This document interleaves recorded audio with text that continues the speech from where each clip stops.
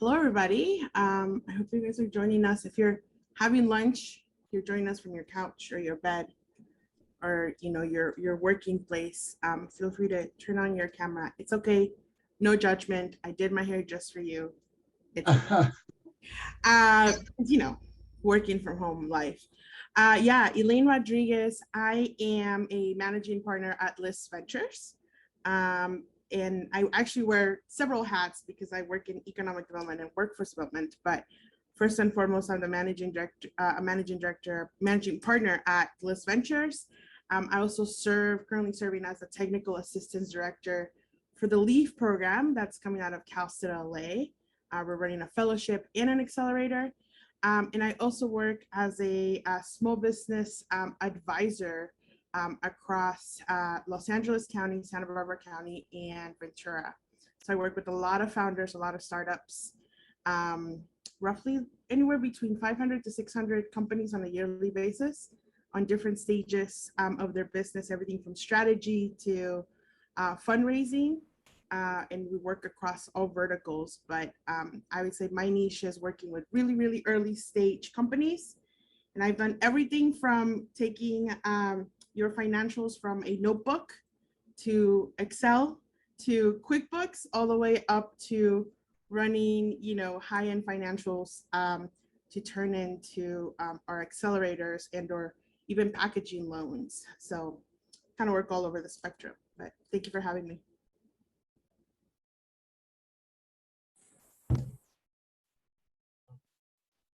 Yep, I'll go then. My name is Sherman Williams. I am the VC in residence at Techstars LA. I am also running a new fund named AIN Ventures. It's a seed stage focused fund that invests in dual use technology startups. So those are startups that do business both in the government and in the commercial sector. And we also invest in veteran-led startups, and we're industry agnostic there, though we do have a strong software bias. Prior to that, I was an independent investor. I'm working as a venture partner for a couple different funds, and I've done about 30 deals, many of those with my own capital to date. Prior to that, I was an M&A investment banker, Wall Street for many years, focused on the life sciences. I'm also was formerly a naval officer, which is where I spend a lot of time in Southern California, down in San Diego, with all the other military guys down there, guys and gals down there. Spent many years down there.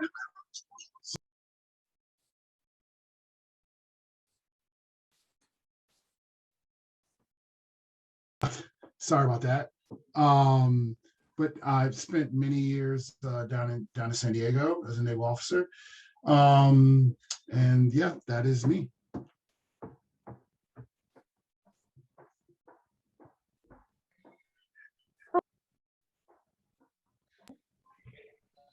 Hello, I'm Najva.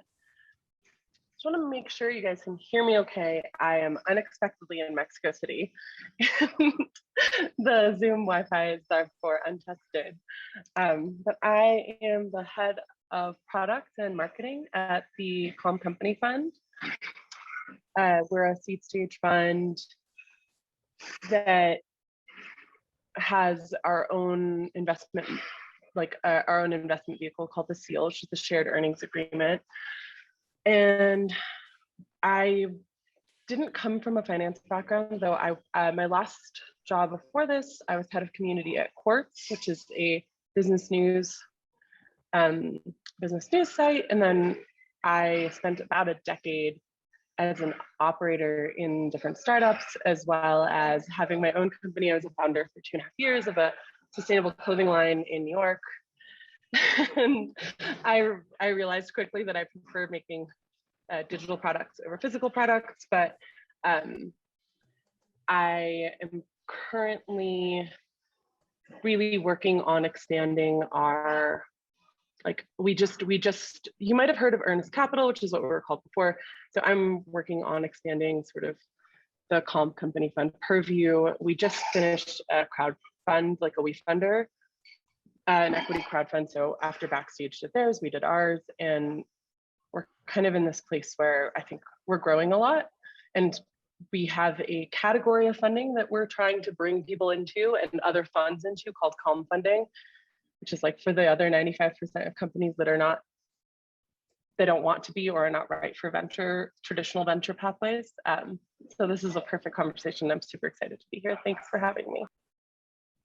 Yes, thank you. Thank you all to all three of you for being here and giving such great and thorough introductions. And to start off, I would just love for each of you to kind of call out about your funding pathway, whether that's VC, accelerator route, the grant funding route. What are kind of like the pros and cons of that funding pathway? And not necessarily pros and cons, but more so like what types of companies would be the best fit for this? Like, someone looking to do X would more likely lean towards VC versus Y, which would be more like grant focused.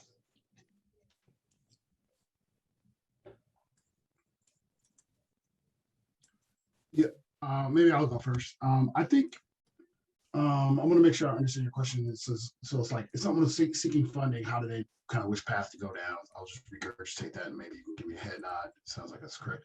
So I talk to companies all the time where I'm like, I'm really in doubt if that is a venture backable startup, right? What I would like to say is that if we put this in context, the United States is about a $20 trillion economy. Private equity, which is another alternative asset industry, is about a $600 or $700 billion entity, meaning $600 or $700 billion of private equity funding goes into companies per year. Juxtaposed to that, venture capital is about a $150 billion industry. So venture capital is really small, part of the broader U.S. economy. And there's a reason why people are not, I do think it could be larger, but there's a reason why. The majority of companies are not venture backable. As a matter of fact, overwhelming majority, I would say like less than 1% are actually truly venture backable of companies. So what I like to tell people is, can you scale, whether or not you could be a venture backable company, can you scale do you have a shot on goal to scale to $100 million of revenue in 7 years while achieving high margins? So I would say 75% or north of that. A lot of people will say north of 90%, right? And those are heavily your software type startups, right? But I do a decent amount of hardware also, particularly as it relates to space technology. So it's really, at that north of 75% margins, can you achieve $100 million revenue in 7 years? And if you can't do that, then I think people are going to be very doubtful whether or not you're a venture backable startup. And that's due to the constraints put on the fund manager they have to return the fund. There are a lot of funds that are popping up that say, hey, we don't need to hit home runs. We could just hit singles and doubles. I don't necessarily believe in that. I don't believe this asset class makes sense in that way when you really lay out the math. And you've seen a lot of those funds shut down, or a lot of them are middling along. I believe in a strategy where each investment that a fund manager makes needs to have a shot on goal to return the fund. And if that's not the case, this becomes very difficult to do. Now, with that being said, there are several other fund types that may make sense for you and your path, right? Collab Capital just raised in Atlanta, and they do like revenue share and things of that nature, right? There's all types of interesting things that are done, but for pure venture capital,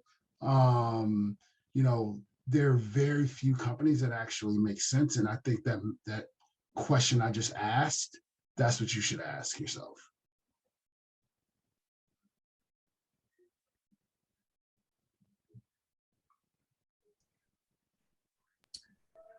Go ahead, Naya.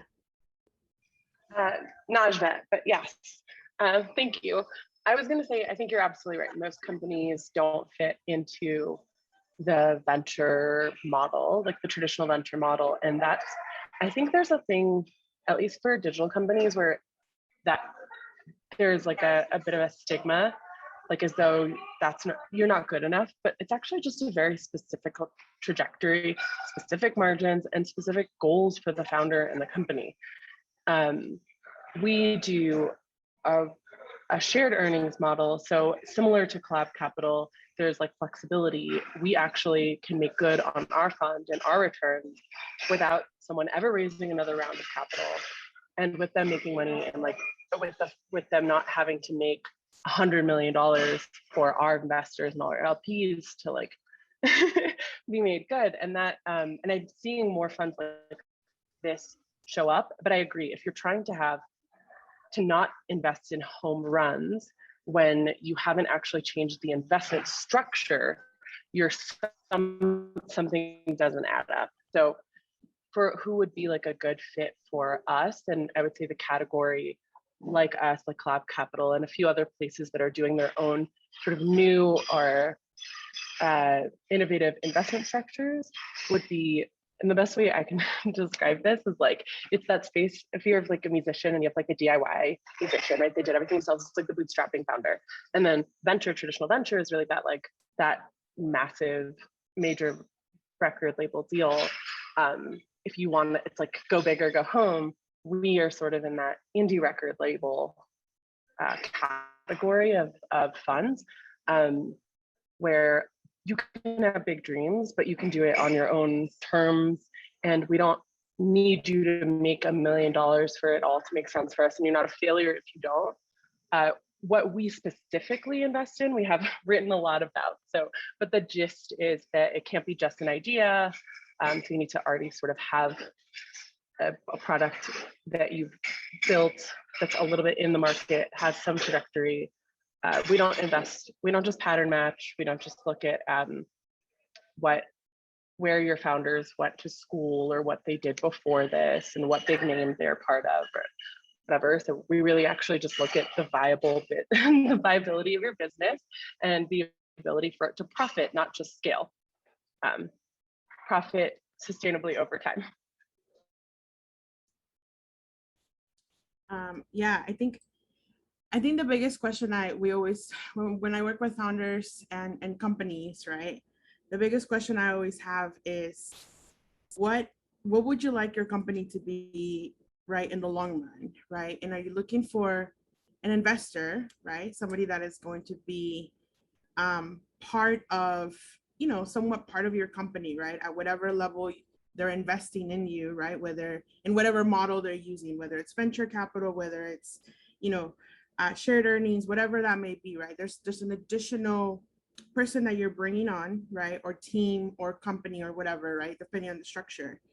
And depending on what your structure is, they're going to have that level of involvement with your company, right? And everybody has their categories and there's different models, right? But I would say there's also a lot of capital out there, right? That one, there's traditional capital, and then there's also patient capital. And then there's also, I would say, what I call, it's not necessarily free capital, but it's like, you really got to work your butt off for capital, right?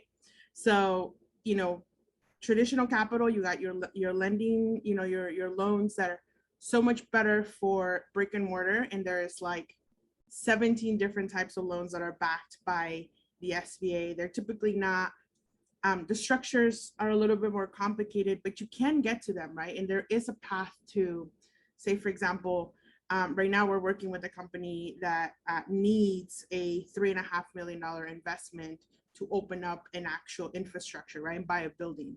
Now, the Small Business Administration, your tax dollars at work is going to pay for that, right? It's going to certify that you're going to be able to pay that loan back, right? And if you're not, then they'll cover your default loan. And we can go into how those structures work, right?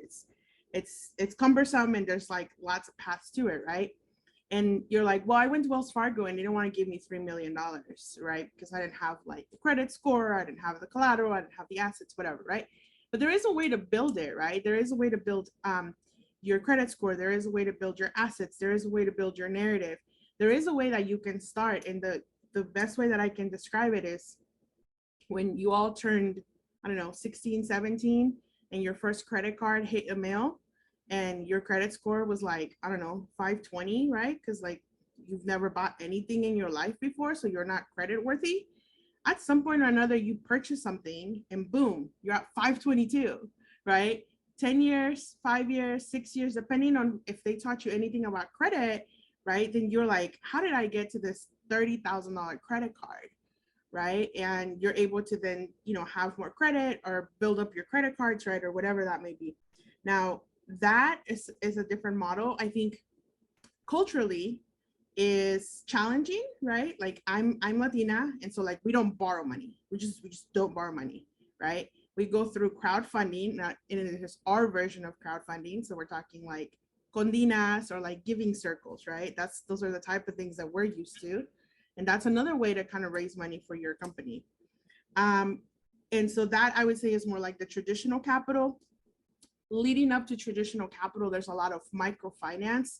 So whether it's, a small loan for just like an equipment item that you have. So $500, $1,000, $2,000, all the way to, $15,000.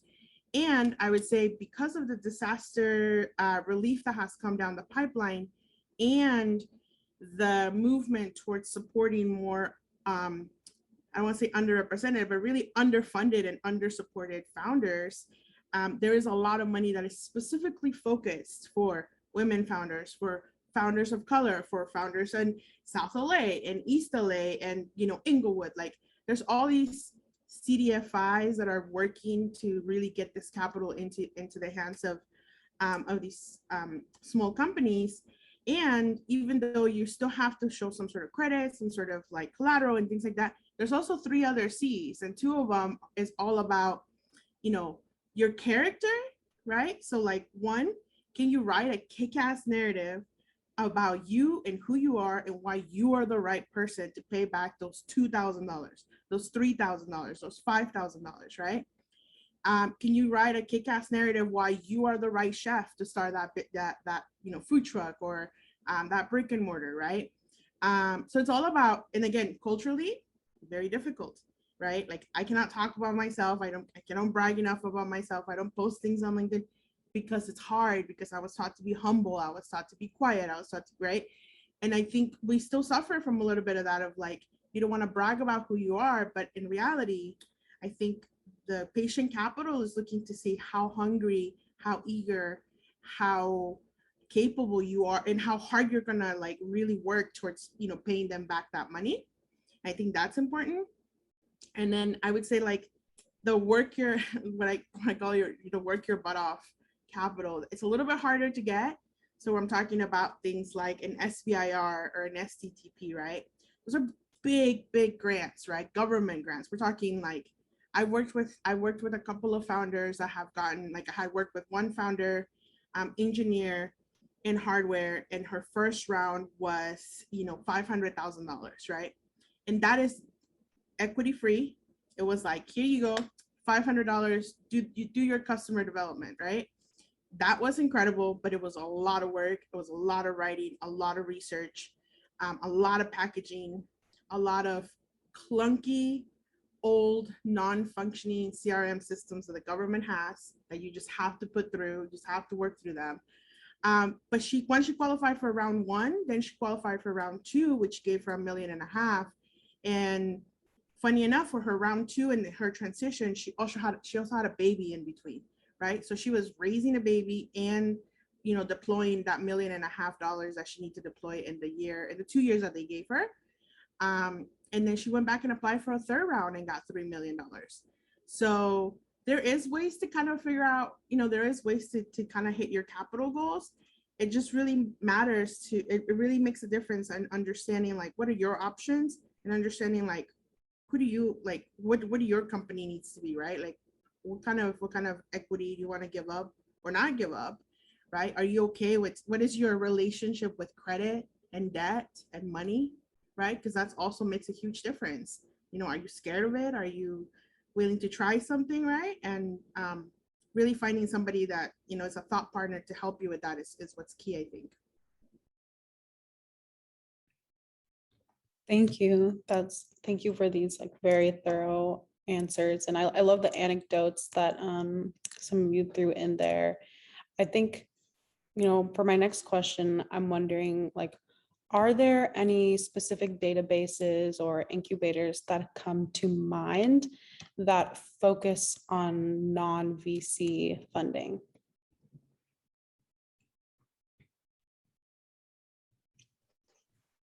So, I'm sorry, go ahead. oh, yeah, I was gonna say, so the SPDC Network, the Small Business Development Center Network, right? It's one of the most robust technical assistance services that is free to you, right? Like all you have to do is sign up for it, right?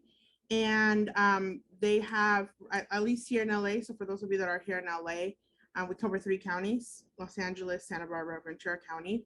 But we have relationships with all of our networks across California and across the entire US, Mexico and Puerto Rico.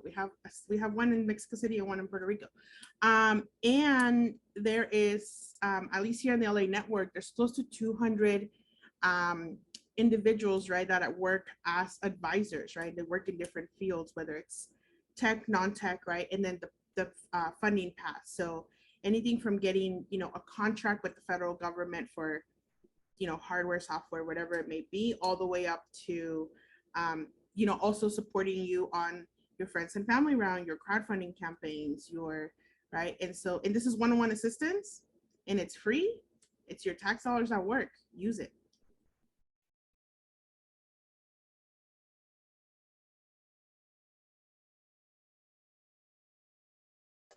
Yeah, I was going to say, if it's going to be something that doesn't return capital to someone putting up money to help you out, it's mainly going to be government, whether it be local, state, or federal, is going to be the assistance. I just posted in the chat, like betasam.gov. I guess they changed it to sam.gov. The federal government is pretty big on putting its information out there. I've been kind of a nomad for a while, living between New York and California for years. So I'm sure, and I haven't really tapped into any of the state's resources, but I'm almost certain New York and California have different resources. And even LA County has resources, and the city of LA has resources. Same thing with New York City. I know New York has an economic development corporation that people will tap into. They actually have free office space for startups, right by Grand Central, like very, so I'm sure LA has something similar. So it's really tapping into those government kind of centers, and those people are there to, now, it's government, they work 9 to 5, but so you want to contact them at the right time. But there's plenty of resources out there, like Elaine said, to figure, and they're free, and there's money out there. You do have to qualify, you have to put up, but I think that's kind of where I would look at as far as company building. And then one thing we didn't discuss was alternative financing for tech startups outside of venture capital. So there's a whole industry that has popped up.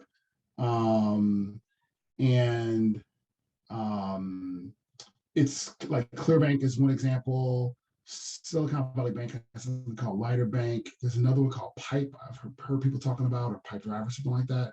I've heard people talking about. And basically, it started off, just so you understand the context, for people who use their place to rent out Airbnb, or people who were Uber drivers. You'd have to wait a little while to get paid. They know there are people who are like, well, I know Uber is good to give you that money, and I know Airbnb is good to make sure you get your money. So I'll give you a cash advancement for a small percentage. I'll give you your money up like pretty quick, like in a couple of days. They started off like that, and they quickly realized, well, who else is guaranteed? Can we really track whether or not their money is going to come through? And they figured out that the new sales and marketing today for most companies, digital native companies, is Google ads, Facebook ads, etc. So they say, basically, give me access to your site, to your ads account, and I can pretty much track whether or not what your sales are going to be. So based off of that, I'm willing to give you a cash advancement on sales. And it's not, it doesn't truly sit as debt. It's definitely not taking equity from you. So that's another way to fund startups that build their business on the back of pushing out ads, online. So you should look at those also. I actually think that particularly the software as a service industry, and even some of the D2C e-commerce industry is going to be wildly disrupted in the next probably 5 years by these kinds of startups that are giving these cash advancements. I mean, some of these have raised from the top tier venture capital funds. I know Clearbank raised from Khosla. I think they have over $1 billion valuation out there, unicorn. And Silicon Valley Bank is Silicon Valley Bank, right? They have a lot of money and they can make this happen. So those are some other things you should look at for alternative forms of financing. Just to add on, I think people really touched on the accelerators and opportunities that the government provides. I think if you're not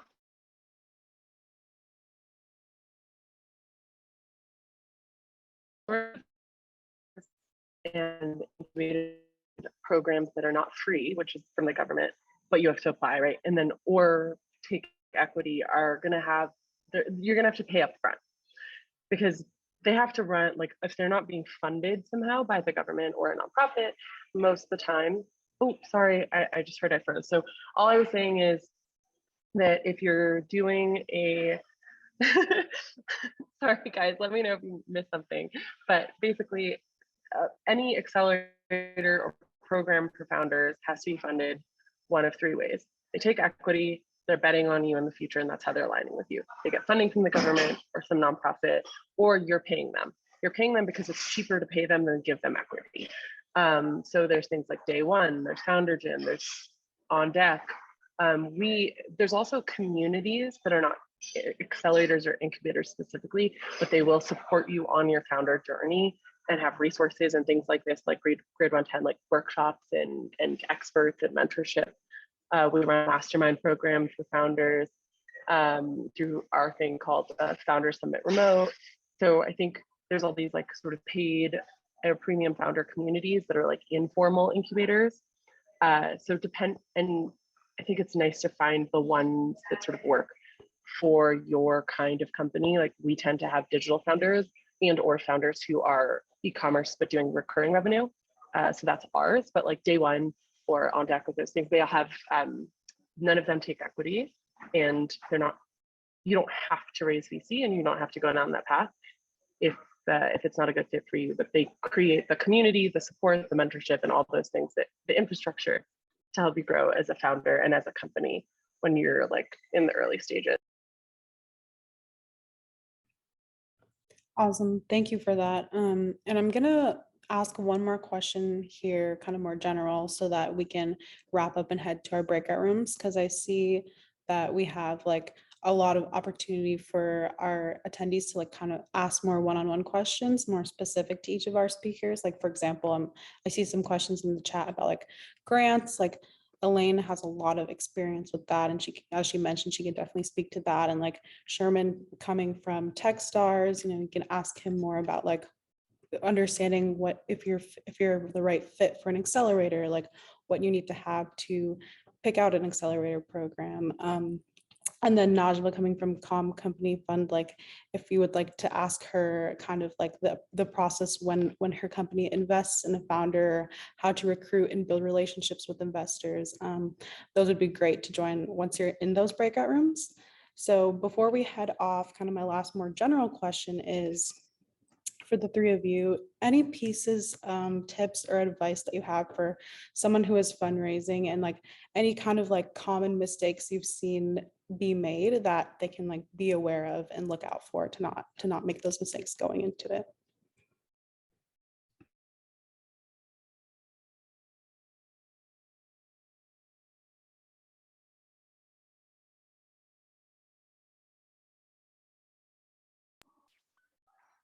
Can you repeat that question? Just the last part.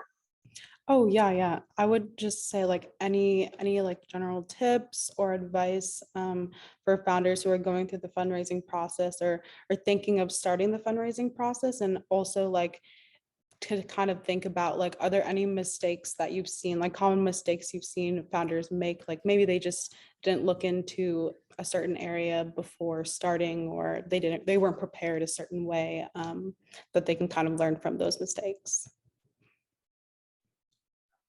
Yes, I'm like trying to see if everybody's okay. Yes, so actually less with my current company, or with the current fund that I'm with, but when I was working with founders, I was working mostly with female founders in the retail direct-to-consumer space for a long time. And I think if you are taking funding, if you are thinking about going down the traditional VC route or taking funding of any kind, I would say you really, really, really need to do your research, and not just on what you need now, but where you want your company to be in the next 10 years, and what your dreams are, what the culture is, what your growth rate is, what you want to sacrifice, how many stakeholders you want to have. I think that a lot of those things, like people think, I've seen a lot of companies that, for example, especially I'm thinking especially of some of the D2C brands that I've worked with, or the like I've worked with, they take the money, but really the venture model would mean sacrificing something that they absolutely love about their company, either quality, having to create new products at a scale that meant that they didn't have the R&D time that they wanted, or whatever it was. It meant that they had to hire a bunch of people without really setting up their hiring processes because they needed to scale faster than they were really comfortable with. It has ended up really poorly, to the point that for some of them, if they had, depending on how many rounds they'd raised and the trajectory of company, I've seen founders who've raised companies of $30 million valuation or more, exit and make nothing because they were so diluted, or or like lose control of their company because they just weren't, they weren't able to keep up. So it's it's a long-term partnership. It's like a marriage of a sort. So I think it's really worth doing your research and seeing if it's a good fit for you, which is, I think someone else alluded to, but I wanted to double down. Yeah, I would say it's really the biggest mistake, a common mistake. At its root, at its core, it's basically not asking yourself the question that Elaine mentioned earlier. Elaine Rodriguez mentioned earlier. It's like, what do I want my company to be?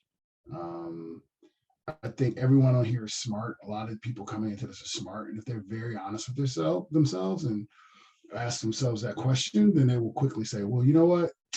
I don't know if venture capital makes sense here, right? That's not, I just want a lifestyle business, actually, which is fine.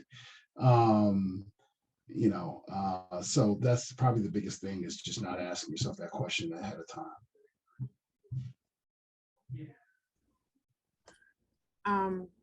I would say three things that I always recommend founders, business owners, executive directors, whatever your chief leader title is. Three things you need to get out the gate, right? Get yourself an advisor, somebody that you can bounce ideas with, right? Someone that you can be like super cray with, but it can also bring you down and say, listen, I don't know, you're like, this is not gonna work, right? Let's test this and see if it's gonna work. Get yourself an accountant that can help you if you're not gonna be the best at keeping your books, right? And if you don't understand your numbers, and if you don't know your numbers, not just for your company, but for your industry, for your market, right? Then it's going to be really hard for you to figure out what is the right funding path for you. And if you need one, right? If you're there, also get yourself a lawyer that can help you, because I think the question's always like, cool, someone's going to give you $1 million. So, people come to me all the time and they're like, I need money. And I'm like, how much do you need? And well, I need money. Well, how much? Like, do you need $5? You need $100? You need $1 million? Like, okay. And they're like, well, I need like, I don't know, like 400. What are you going to use it on? And how long is that going to last you? and why do you need it, right? And are you going to borrow it? Are you going to steal it? Are you going to like have a friend give it to you? And are you going to give it back, right? What is your plan? So I would say get yourself those three people in your life. Surround yourselves with those people that are, one, not necessarily invested in your company to your level, because they're going to be able to give you like broad strategy and outside things that you may not be looking at as a founder, as a chief leader, right? But also they can help you kind of refine what you need to be looking at if you don't know where your company's going to go to, if you haven't figured that out yet, so that you can understand your numbers, so they can do your research, right? And I would say, be ready with your due diligence, because sometimes if you are fundraising, if you are doing that work, if you're doing the legwork and you get a hit, I don't know, I think, at least from working with founders, the one thing that we see in terms of pitfalls, this has happened a lot when we've had companies go into accelerators, right? Like I work with companies, I've gone into Techstars, and cool, they get accepted, they go through the third round, and then it's like, send us your paperwork tomorrow. And they're like, oh my God, I don't have anything ready, right? And so like, you have all your paperwork ready. You need to make sure that you know what terms look like, right? Understand what you're signing on the dotted line. And it works the same way with traditional financing, right?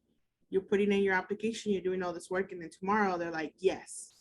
And you're just like, you got to mobilize, right? So you got to be ready to move. So have your due diligence ready.